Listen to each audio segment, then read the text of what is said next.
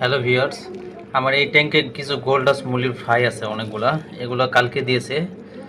তো এই যে ফ্রাইগুলো দেখতে পাচ্ছেন, এগুলো গোল্ডাস মুলির ফ্রাই। তো এরকম অসংখ্য ফ্রাই কিন্তু এই ট্যাঙ্কে আছে। তো কতগুলো আছে আমি সঠিক জানি না। এই ট্যাঙ্ক থেকে সরানোর জন্য আমি কিন্তু এই যে ছাঁকনিটা ব্যবহার করতেছি। এইভাবে ছাঁকনিতে ধরে এখান থেকে এই মুলিগুলা আমি এই ট্যাঙ্কে দিয়ে দিতেছি।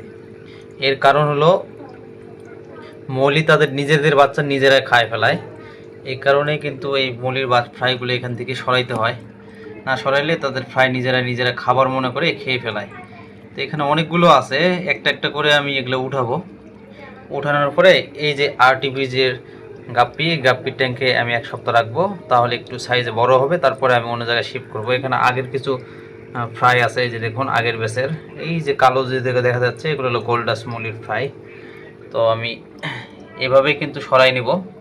এখানে অনেক মৌলির ফ্রাই আছে, এগুলো আস্তে আস্তে সরাইতে হবে। আর এখানে কিছু ফ্রাই আছে লাল কালার, এগুলো হলো প্লাটির ফ্রাই। এগুলো এখানে বাচ্চা দিয়েছিল, আমি এখানে সরাই নাই। তো এখানে মৌলির যে ফ্রাইগুলো সেগুলো এখান থেকে কালেক্ট করে অন্য একটা ট্যাঙ্কে শিফট করব।